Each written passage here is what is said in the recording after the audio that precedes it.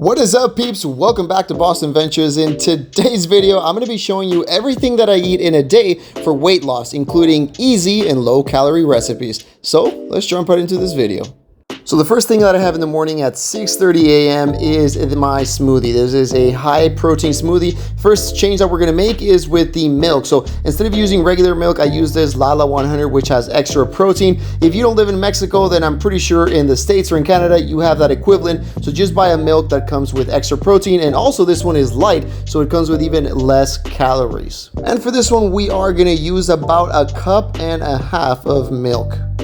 Next up is our fruit. For this one, we're going to be using guava, and usually I like to use frozen fruit, and that gives it that nice texture for the smoothie. And you want to use about 1 cup of fruit, usually about blueberries, strawberries. They usually have the same amount of calories, so just be aware of that. Or if you're substituting it, you can use 1 banana as well.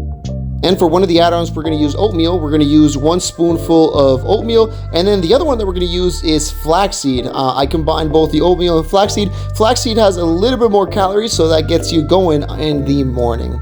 Now for the protein, I use the gold standard whey, and I like this one. It's got 24 grams of protein. Really, when you're looking for protein, just make sure that it doesn't have any added sugar and that the grams of carbs are very low, usually between 1 gram.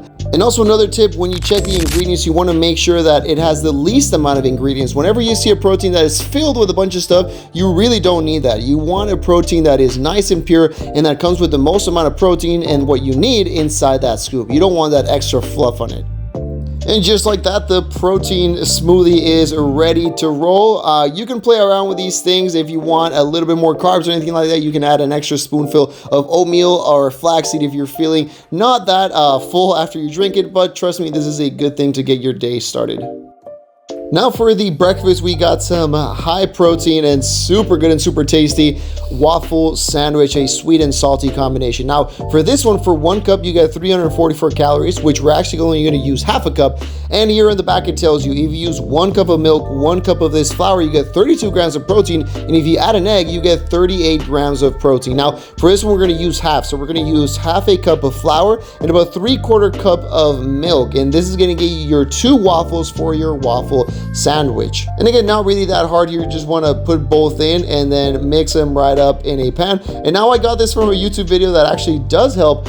Whenever you mix it, leave some lumps in there and it just makes it taste a little bit better. And also with these kind of pancakes, you always want to add, that's why I add 3/4 cups of milk, and 1/2 cup of pancakes. Whatever the portion that you're doing, always add a little bit more milk, and this will just make them a little bit fluffier and a little bit better when you are eating them. And I've got this waffle maker that all you gotta do is turn that on, tells you when it's ready. You pop them right in, just put some oil in there, and that's pretty much it. And we use the lactose-free milk as well for this one.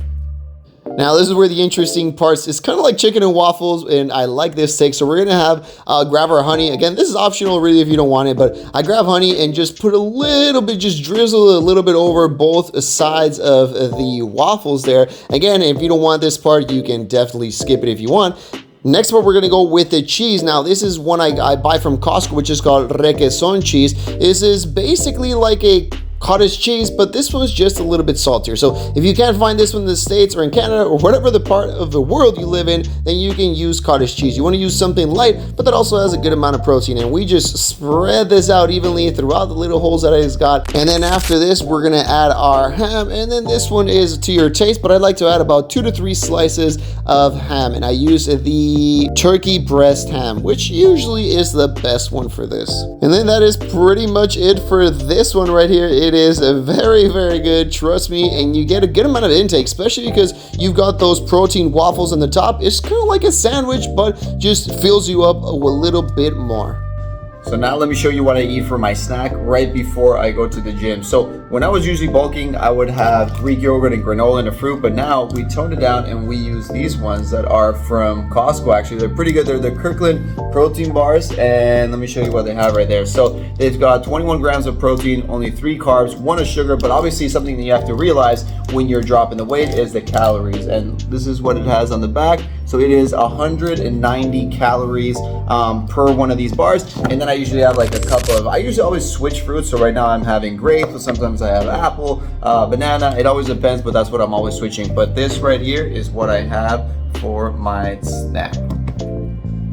And after that meal, I hit the gym. Now, I really won't be going into exactly what I do in my routine, but just something very important is that you have to include cardio. Remember, the most important things is how many calories you take in and how many you burn. And obviously, doing cardio is something very, very important. It'll help you drop a lot of calories. What I usually try to do is I usually try to hit 150, around there, 150 calories after my workout when I am doing cardio. Now when it comes for my big meal, I need 200. Today's meal I'm going to be showing you is going to be curry with rice, but usually I have 200 grams of protein, and then when it comes to the carbs, I have 2 cups. So I can either have 1 cup of rice and then 2 tortillas, or I can do 2 cups of rice, which I did right here, or you can mix and match. You can have also a cup of pasta and 2 tortillas or 4 tortillas. So you can mix and match around them, but I usually have 2 cups of the carbs. Again, 2 cups, it counts when they are cooked, not before it is cooked. And this one had some veggies mixed in with the curry, but remember, you always try to have your veggies. And as well, I try to have 1 glass of fruit water as well. In this meal, as far as time goes, I usually eat it between 4:30 and 5 p.m. And then for dinner, it is basically a replicate. So for this one, I do try to tone down the carbs. I do about 1 cup here. So 1 cup of rice, 1 cup of pasta. Definitely tone down the carbs for supper. And then the protein stays the same. I do about 200 grams of protein, and you try to get your veggies in there as well.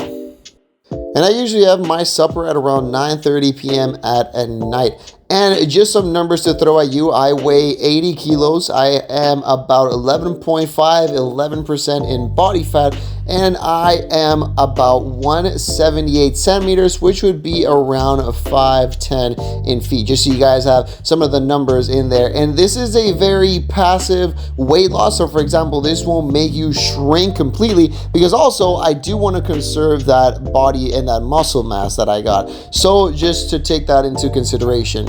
If you do this properly, this one should be dropping about 1 kilo a month and about 1% in body fat. Again, it depends on how long you've been doing, how long you've been dieting, and a lot of factors, but usually on average about 1 kilo and a half per month with that 1% decrease in body fat. Again, and this one is more specifically focused on, yes, decreasing that weight, but conserving as much muscle mass as possible until the next one. If you guys have any questions or any substitutes that you guys would like to know, let me know down below in the comments, and I will see you all in the next one.